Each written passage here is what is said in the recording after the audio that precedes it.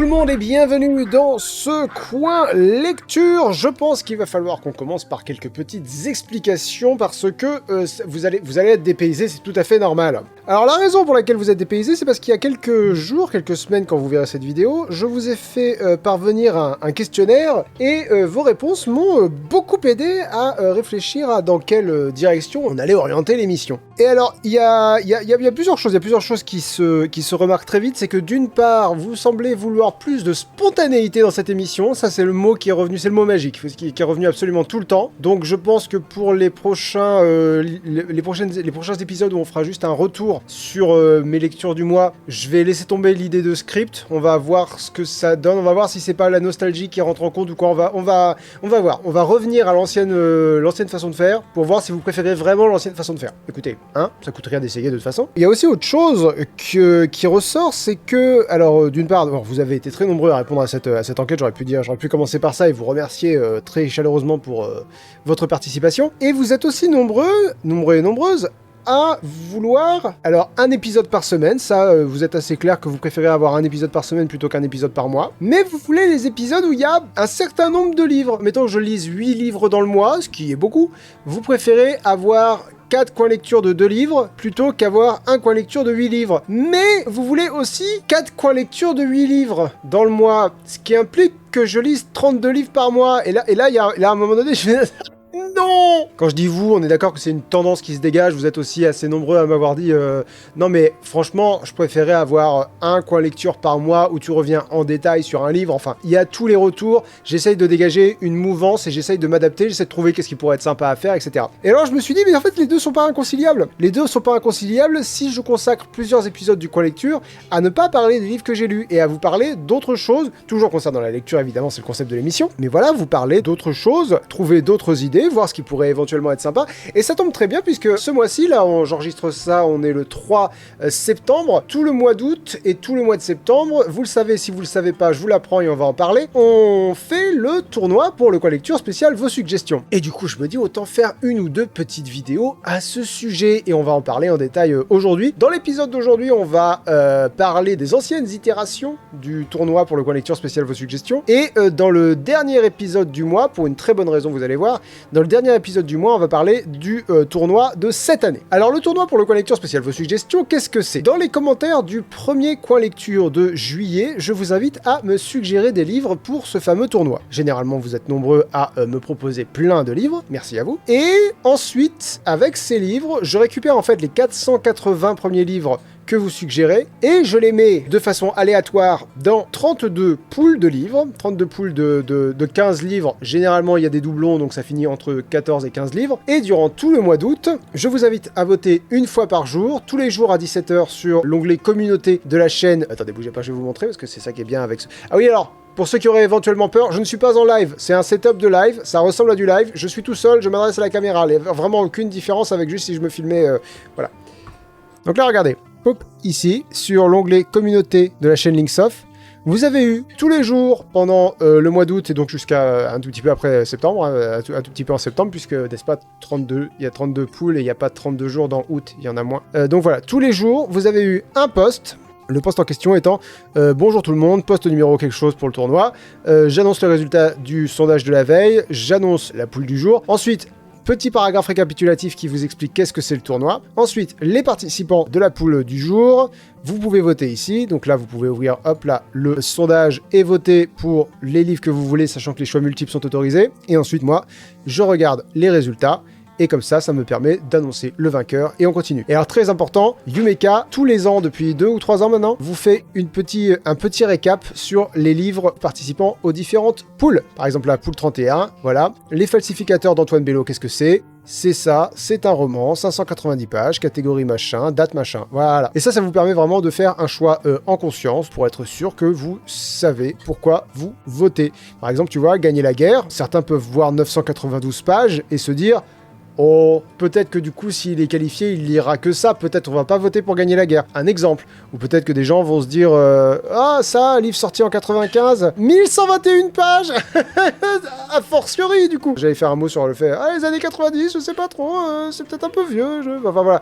Bref, vous pensez ce que vous voulez, c'est juste pour vous dire, vous pouvez choisir en conscience. Donc voilà, pendant tout le mois d'août, vous avez un post par jour pour qualifier les livres que vous préférez dans ce fameux tournoi, puisque, n'est-ce pas, quand les phases de poule sont terminées, on passe aux phases de tournoi, et c'est là que la vidéo va être intéressante, puisque on va revenir sur les livres qui ont participé / gagné au tournoi de ces 4 dernières années, puisque ça fait 4 ans qu'on fait ce tournoi-là. Donc on va réouvrir mes anciens... J'ai la flemme de remonter tout l'onglet communauté, on va regarder directement les tournois tels que je les ai sauvegardés sur mon ordi. Alors ça, c'était le tout premier tournoi, il est mal mis en page. Bon, alors là, c'est pas très clair, hein, c'est mes trucs à moi, donc je l'ai fait un peu...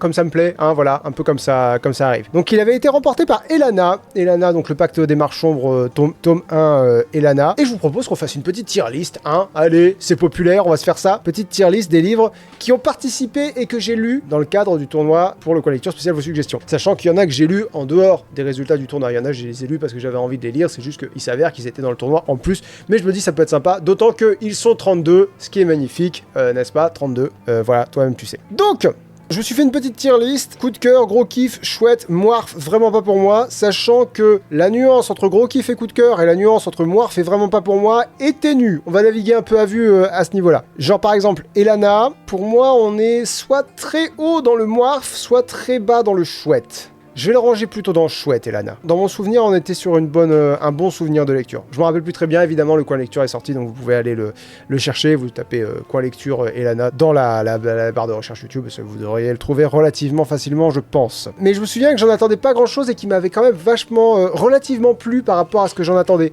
Dune, c'est un peu pareil, je pensais que j'allais vraiment il y a bébé qui est à côté, donc m'embêter en lisant Dune, et pas du tout, ça a été une lecture extrêmement agréable. Là, pour le coup, ça a été un vrai coup de cœur. On va mettre directement Dune dans les coups de cœur parce que j'en ai gardé un très bon souvenir de Dune. Ah oui, je prononce toujours Dune, hein. Dune de Denis Villeneuve, hein, toujours. J'aurais pu les ranger par ordre alphabétique, ça aurait peut-être été un tout petit peu moins bête. Est-ce que j'ai oublié Dune? J'ai oublié Dune. Bon bah, si Dune y était, il serait dans les coups de cœur. Désolé, j'ai oublié Dune dans la préparation du bousin. Bon, tant pis. Je vais essayer d'être relativement clair aussi pour les gens qui écoutent en podcast, hein. Alors ensuite, arrivé 3ème, je sais plus si c'est Berserk ou si c'est Dr. Jekyll et Mr. Hyde. On va commencer par parler de Dr. Jekyll et Mr. Hyde. Ça a été... Non, si, ça a été une belle découverte, Dr. Jekyll et Mr. Hyde. J'en ai gardé un bon souvenir. Est-ce qu'on est plus dans la catégorie chouette ou est-ce qu'on est plus dans la catégorie gros kiff? Je me rappelle très bien avoir ressenti une espèce d'illumination sur le fait que c'est pas ce qu'on croit. Le vrai pourri, c'est Jekyll, c'est pas Hyde. J'étais très satisfait de ça, de comprendre quelque chose sur une œuvre classique que j'avais jamais compris, quoi, que j'avais jamais su. Donc on va le mettre dans le doute, on va le mettre dans la catégorie supérieure, donc on va la mettre dans gros kiff. Ensuite, bon, Berserk, sans suspense, hein, Berserk c'est directement dans vraiment pas pour moi. La lecture que j'en ai faite a été tellement mauvaise que j'ai préféré ne pas en parler, surtout que c'était quelques mois à peine, je crois que c'était l'année après la mort du mangaka. Alors du coup je vais me faire engueuler si je dis pas le nom du mangaka en question, donc je vais aller le chercher. Je me souviens quand j'avais sorti la vidéo, alors évidemment plein de gens étaient très en colère que je donne pas mon avis sur Berserk, alors que je leur ai dit c'est pour vous ménager, j'ai aucune envie de dire du mal d'une œuvre que vous aimez. Kentaro Miura, c'est ça. Et je me souviens notamment que j'avais pas mentionné le nom de Kentaro Miura et ça avait suffi pour que je me fasse pourrir aussi. Bref, la réaction a été relativement violente à cette décision, mais je persiste à penser qu'elle aurait été encore plus violente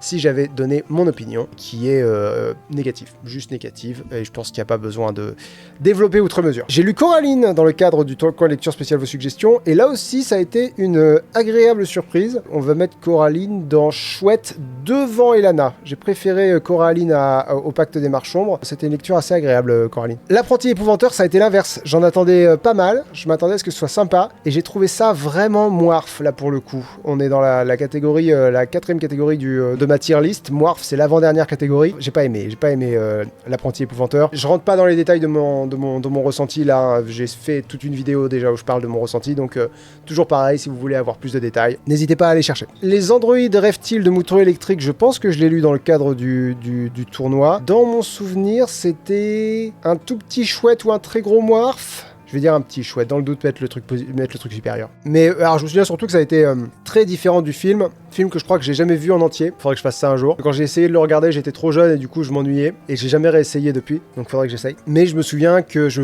connais le film évidemment parce qu'il n'y a pas besoin d'avoir vu le film pour connaître le film. Et je me souviens que c'était très différent du film. Est-ce que j'ai préféré Blade Runner ou le Pacte des Marchands? Franchement, je vais les laisser tels quels parce que c'est à peu près kiff-kiff. C'est genre, je vais pas en dire du mal, je vais pas en dire trop de bien non plus. Ça a été une lecture sympathique, voilà, chouette. Le Crime de l'Orient Express, il me semble que je ne l'ai pas lu dans le cadre du coin lecture spécial vos suggestions, mais je l'ai lu par ailleurs. Et ma foi, on se trompe jamais avec Agatha Christie. Est-ce que ça a été un coup de cœur ou un gros kiff? Non, ça a été un coup de cœur. Le Crime de l'Orient Express fait vraiment partie des très très bons Agatha Christie. Coup de cœur.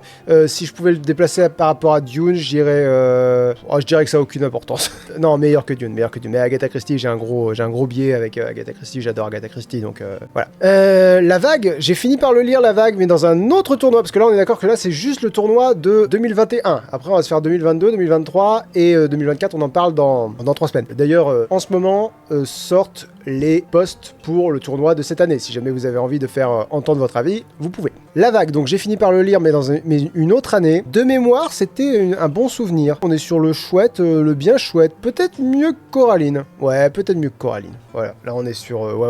Ouais, un bon gros chouette. Percy Jackson, je l'ai lu dans le cadre du tournoi pour le collecteur spécial vos suggestions, mais de l'année suivante, enfin de 2022 ou 2023. Et je me souviens surtout m'être dit, c'est dommage que je le découvre maintenant, parce que si je l'avais découvert quand j'étais jeune, ça aurait été un énorme coup de cœur. Et du coup, je l'ai découvert un peu trop vieux, mais c'était quand même bien.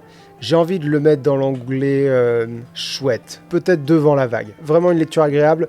Juste la frustration de me dire ouais mais maintenant je vois le fil blanc, je vois je vois les grosses ficelles de scénario, je vois l'organisation, enfin je vois le truc très académique et du coup il y a beaucoup de choses qui ne passent plus quoi. C'est pas qu'ils passent plus. Disons que si aujourd'hui quelqu'un sortait une pièce de derrière mon oreille, ça m'émerveillerait moins que si j'avais 6 ans quoi. On est sur ce genre de métaphore. Alors, après toute proportion gardée, évidemment. Alors, le troisième hémisphère, j'ai fini par le lire. Je crois que vous n'avez pas eu mon avis sur ce livre parce que je l'ai pas aimé. Il me semble que l'autrice a préféré que j'en parle pas. Donc, je vais respecter son opinion et je ne vais pas développer. Le Monde de Narnia, je ne l'ai pas lu. C'est peut-être pour cette année parce que, sauf erreur de ma part, je vais regarder vite fait, mais sauf erreur de ma part, il est dans le tournoi de cette année. Je vais regarder ça. Non, il est pas dans le tournoi cette année. Bah, ça sera pas cette année non plus. Et franchement, il faut qu'il y aille parce que Narnia, c'est pas... J'ai pas plus de curiosité que ça. Battle Royale, c'est très drôle parce que c'est le livre qui revient presque tous les ans et qui se fait battre tous les ans. C'est assez ironique, mais il n'est pas dans le tournoi cette année. Quelle tristesse. Orange Mécanique, est-ce que je l'ai lu dans le cadre du tournoi ou... on verra plus tard, on verra dans les autres tableaux. Orange Mécanique, j'ai fini par le lire et lui, je l'ai vraiment beaucoup aimé.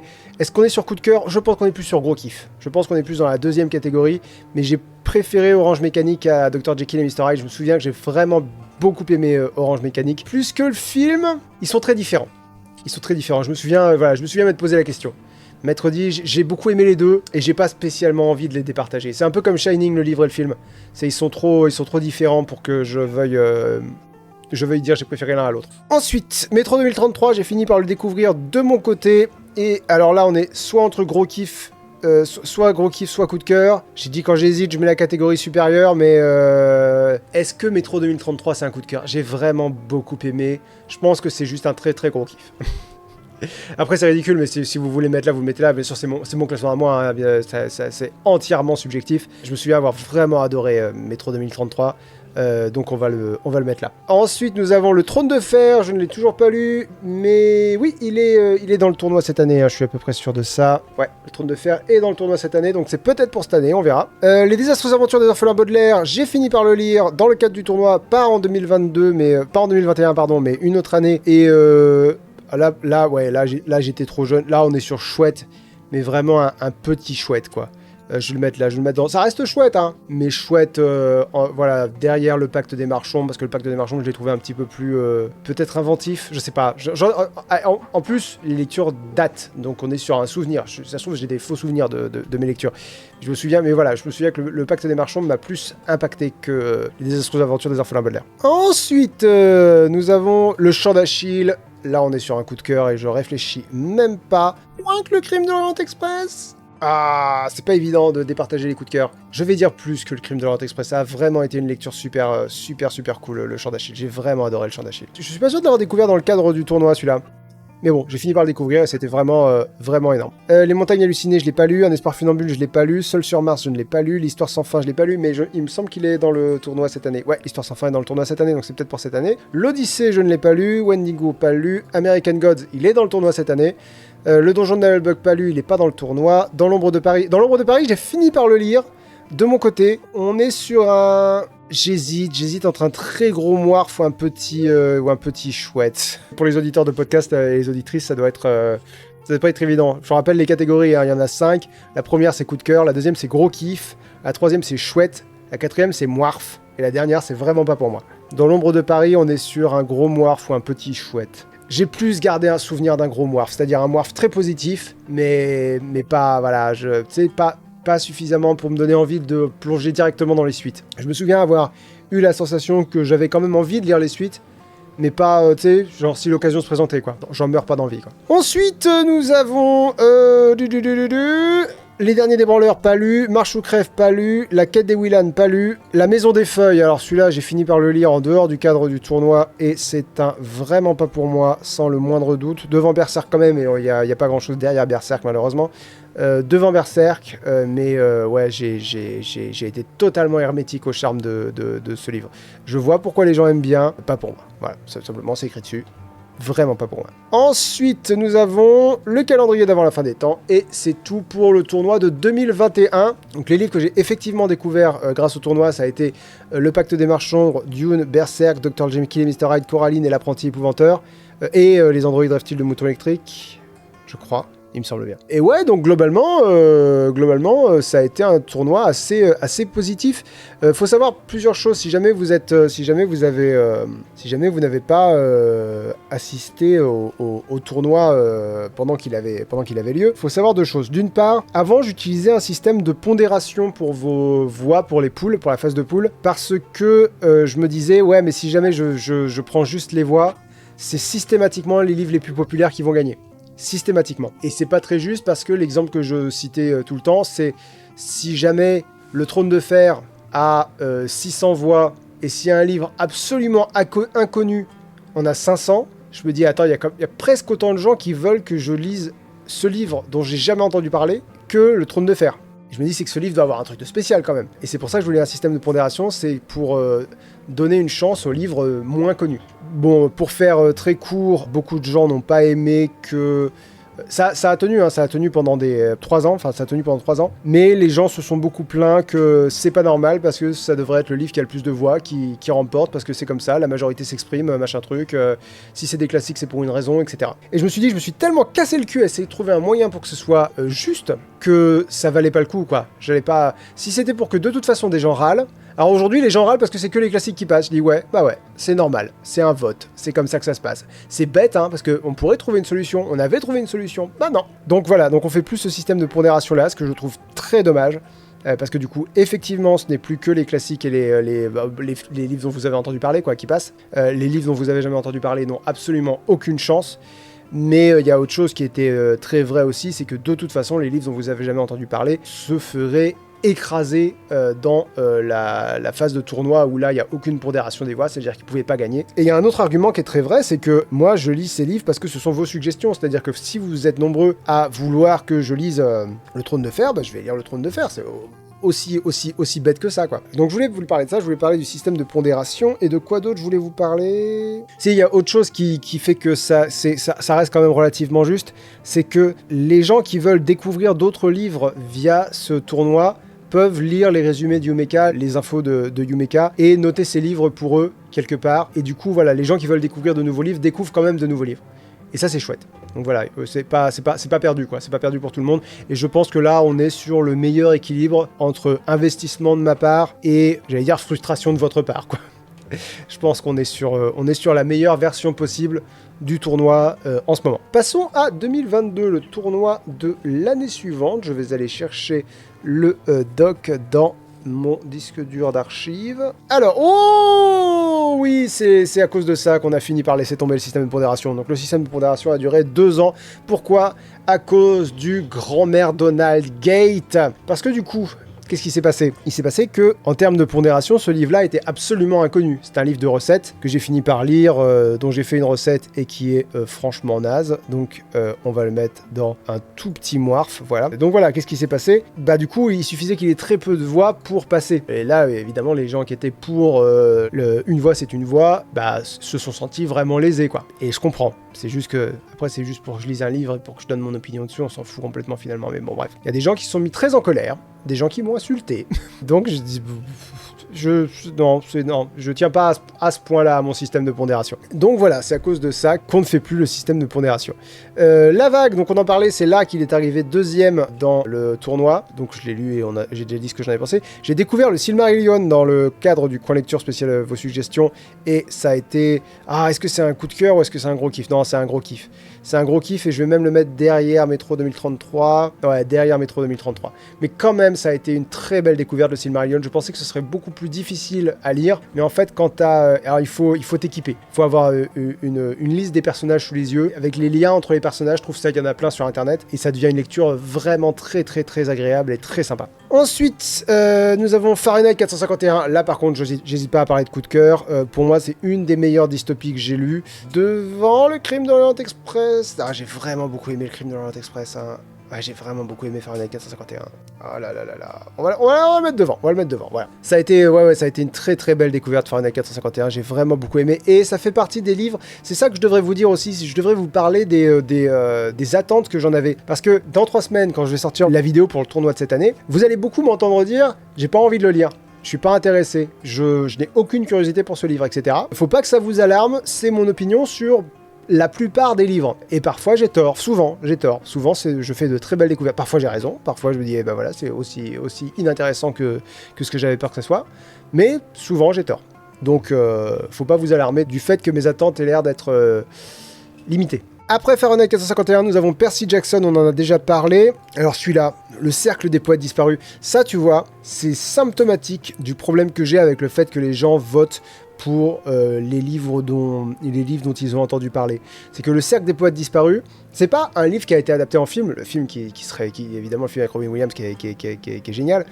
Non, c'est la novélisation du film qui n'apporte rien. Le livre n'a aucun intérêt si t'as vu le film. Et si t'as le choix entre les deux, regarde le film à 100%, il n'y a même pas à discuter. Du coup, je pense que ce qui s'est passé, c'est que les gens, ils ont lu Le Cercle des Poètes Disparus, ils se sont dit « Ah, j'adore ce film, je serais très curieux de savoir combien ont lu le livre et se sont dit « Ah, j'ai adoré la novélisation des Cercles des Poètes Disparus, j'ai très envie qu'ils disent ce qu'ils en pensent. » Je pense que c'est pas à ça qu'on a affaire. Ensuite, nous avons L'Apprenti Épouvanteur, je vous ai dit ce que j'en ai pensé. Blade Runner, ça doit être là que je l'ai lu. Ça doit être cette année-là que je l'ai lu. Parce que là, vous voyez, il y en a 8. Donc je pense que... Ouais, c'est ça, c'est là que je l'ai lu parce que je me souviens avoir poussé jusqu'à Sorcière, jusqu'à La Ferme des Animaux peut-être, Circé, Bilbo. Voilà, attends, j'ai lu combien de livres là Non, je peux pas avoir lu tout ça. Mais bon, bah on va continuer. Je sais plus lesquels j'ai découvert dans quel cadre. Mais bon, Sorcière, je suis à peu près sûr de l'avoir découvert dans le cadre du coin lecture spécial vos suggestions. Alors moi, j'avais bien aimé. Et puis après, en fait, plein de gens se sont... Plein de messieurs se sont empressés de me dire non mais il y a plein de désinformations dedans, il y a plein de trucs qui sont pas vrais. Donc je vais dire un petit chouette, quand même chouette, mais bon quand même des informations donc c'est pas terrible. Mais il n'y a pas que de la désinformation, il y a surtout une idée globale qui était très intéressante. Donc je vais le mettre là. Je vais le mettre entre le Pacte des Marches Sombres et les Astres des Aventures des Enfants de la Baudelaire. Ensuite, on va parler de La Ferme des Animaux. Je me souviens avoir été relativement déçu parce que j'aime beaucoup les dystopies et j'en attendais pas mal de La Ferme des Animaux. Et finalement, c'est très ancré dans son époque et son temps. Un peu trop littéral. Je vais mettre un gros moirf. Mais non, j'ai préféré Dans l'ombre de Paris. Je pense que je vais le mettre voilà, je vais le mettre dans la catégorie moirf. Bien placé, mais pas au sommet. Dracula, je l'ai pas encore lu, mais il me semble qu'il est dans la compétition. Il me semble qu'il est dans la compétition presque tous les ans, Dracula. Il y a encore. Donc ce sera peut-être pour cette année, Dracula. On va voir. Bilbo, je l'ai lu. J'ai adoré. Je l'ai préféré au Silmarillion. Est-ce que je parlerai de coup de cœur? Non, on va rester à gros kiff, mais un très gros kiff. J'ai vraiment beaucoup aimé. Plus que Metro 2033? Non, voilà, on va le laisser là. Gros kiff le Hobbit, j'ai vraiment beaucoup aimé. Ensuite, Notre-Dame de Paris, je ne l'ai pas lu. Heartstopper, je l'ai lu. Ça m'a laissé tiède, mais comme j'ai rarement été tiède.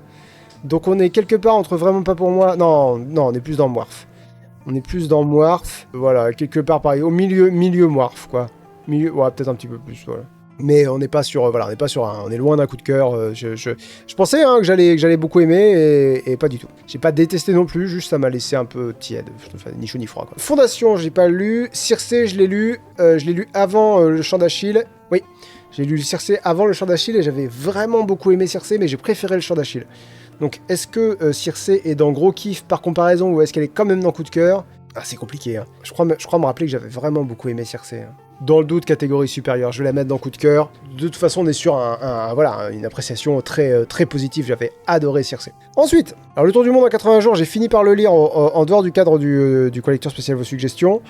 Oui, chouette, mais pas beaucoup plus. C'était bien. C'est une lecture agréable, Voilà, je n'ai pas grand chose à rajouter. C'était bien. Hansel et Gretel, non. La Divine Comédie, non. Sa Majesté des Mouches, pas encore, ça va venir. L'Arabe du Futur, non. Grey, non. L'Orange Mécanique, donc j'ai fini par le lire. Les Contes de Terre-Mère, je l'ai lu l'année suivante. Je l'ai lu en 2023, les Contes de Terre-Mère. Enfin, le Sorcier de Terre-Mère, du coup, le tome 1. On est sur Moirf, et on est sur un Moirf tiède. Hein. Un Moirf tiède, on va le mettre ici derrière Heartstopper, mais j'ai pas aimé le Sorcier de Terre-Mère. Mais en fait, en 2023, ça a été un tournoi vraiment très difficile. On y arrivera quand on parlera de 2023. Pour l'instant, on est sur 2022 toujours. Mémoire d'une geisha. Alors, Mémoire d'une geisha, je me demande combien de gens votent pour lui parce qu'il est encore dans le tournoi cette année. Il est parmi les mieux placés cette année. Je me demande combien votent pour lui en pensant que c'est le livre qui est adapté, dont est adapté le film. Parce que c'est pas le cas. Le film est adapté d'un autre livre qui s'appelle Geisha. Je soupçonne que beaucoup de gens ne le sachent pas. Je soupçonne. Après, je peux pas savoir qu'est-ce qu'il y a derrière vos votes, donc... Mais je soupçonne, parce que le livre Mémoire d'une geisha n'a même pas de page Wikipédia, si vous voulez. C'est vraiment un livre qui est pas connu, enfin, c'est bizarre, Enfin non, c'est pas bizarre, parce qu'il y a un film qui existe qui s'appelle Mémoire d'une geisha, bref... J'ai des raisons de penser ce que je pense, quoi. Six of Crows, je ne l'ai pas lu, il est dans le tournoi cette année, ça sera peut-être pour cette année. La Guerre des Clans, pas lu, il est dans le tournoi cette année. Battle Royale ne gagne jamais de toute façon. Le Chant d'Achille, je vous ai dit ce que j'en ai pensé. Alice au Pays des Merveilles, j'ai fini par le découvrir dans un coin-lecture que j'ai fait spécial. Ils ont été adaptés en film Disney. Et j'avais vraiment beaucoup aimé Alice au Pays des Merveilles, c'était vraiment très sympa comme lecture. On est plus sur gros kiff que sur coup de cœur. J'avais beaucoup aimé, mais pas à la folie non plus. Je vais le mettre entre le Hobbit et le Silmarillion, tiens. Ouais, ça me paraît juste. Ouais, j'ai préféré le Hobbit. Ouais. Les 4 filles du Docteur March, je n'ai pas encore lu. Anne de Green Gables, j'ai fini par le lire aussi. Et Anne de Green Gables, il était vraiment chouette. On est plus sur gros kiff.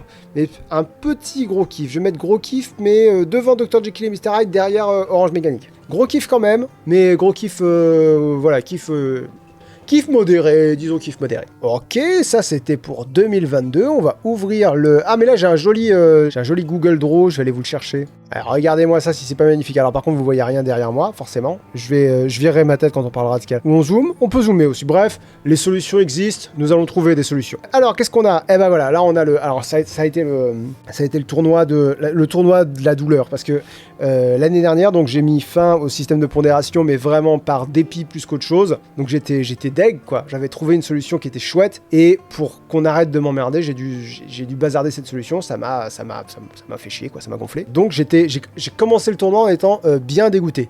Et en plus, les livres qu'on gagnait ont pas été des coups de cœur, c'est le moins qu'on puisse dire.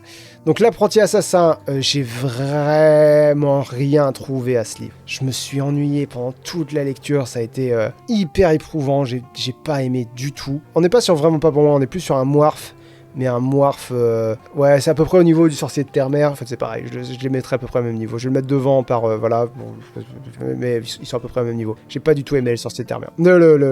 L'Assassin Royal, l'apprenti assassin. Ça n'a pas été une belle découverte. Le livre qui arrivait deuxième, à la Croisée des Mondes, Les Royaumes du Nord, exactement pareil. Je l'ai lu quand j'étais jeune, j'espérais revenir sur une, tu sais, avoir un espèce d'effet Madeleine, et pas du tout, je me suis juste dit, est-ce que je l'ai lu en entier, parce qu'il y a plein de trucs dont je me rappelle pas du tout, et ouais, et ça n'a pas été un coup de cœur du tout. Est-ce qu'on est sur Moirf ou est-ce qu'on est sur Chouette? Non, on est sur Moirf. On est sur un bon Moirf, mais ouais, genre ici, tu vois, ici. Pardon pour les gens qui écoutent la vidéo, ici c'est en deuxième dans la colonne Moirf, dans la ligne Moirf. Après ça, arrivé troisième, c'était Le Meilleur des Mondes. Pareil, j'ai été déçu. J'ai été déçu par Le Meilleur des Mondes parce que, je vous ai dit, j'aime beaucoup les dystopies. Et je m'attendais à avoir un coup de cœur, quoi, pour Le Meilleur des Mondes, parce que c'est souvent un des exemples qu'on cite en dystopie, à côté de 1984, qui là, pour le coup, est un coup de cœur. Donc, Le Meilleur des Mondes, est-ce qu'il est Moirf ou est-ce qu'il est chouette? Ah, il est tout en haut du Moirf, voilà. C'est le meilleur Moirf. C'est le meilleur Moirf, ouais, parce que non, j'ai préféré Blade Runner au meilleur des mondes. Et ensuite, arrivé 4ème, nous avons Les désastreuses aventures des orphelins Baudelaire, qui a été le premier livre que j'ai bien aimé dans cette sélection-là. Arrivé 5ème, c'était Le Chant d'Achille, que j'ai absolument adoré. 6ème, Le Sorcier de Terre-Mère, que j'ai pas du tout aimé. Et après, j'ai arrêté de lire. Entretien avec un vampire, je ne l'ai pas lu, il est arrivé 7ème. Des souris et des hommes, 8ème.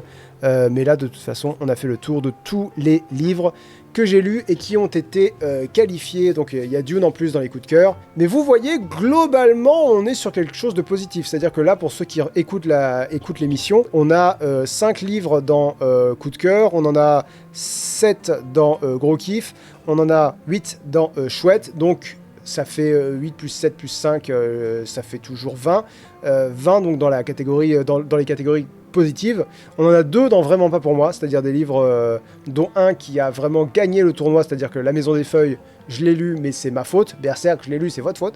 Voilà, c'est vous qui me l'avez fait lire. Et il n'y a pas de problème, hein, c'est toujours intéressant de découvrir des choses qu'on n'aurait pas découvert par soi-même, quoi. Il y a beaucoup de livres là-dedans, et c'est un peu la morale du truc, c'est il y a beaucoup de livres là-dedans que j'aurais jamais découvert sans vous. Je pense au Pacte des Mers Sombres, je pense peut-être à Dune, peut-être que j'aurais jamais eu le courage d'ouvrir Dune si jamais vous l'aviez pas mis sur ma route. Peut-être que j'aurais jamais lu Fahrenheit 451. Fahrenheit 451, vraiment, j'en attendais rien, quoi. En le lisant, j'en attendais rien parce que je me suis dit, ouais, ça a l'air d'être tu sais, quand on cite les meilleures dystopies, il arrive dans le top 10, mais il n'arrive pas dans le top 5, quoi. Et pour moi, il est exceptionnel, Fahrenheit 451. J'ai vraiment adoré. Globalement, on est sur un bilan quand même relativement positif. Mitigé, oui, mais mitigé parce que tous les goûts sont dans la nature, parce que je peux pas tout aimer non plus. Mais c'est toujours positif de découvrir de nouvelles œuvres, et c'est pour ça que je continue à faire ce tournoi.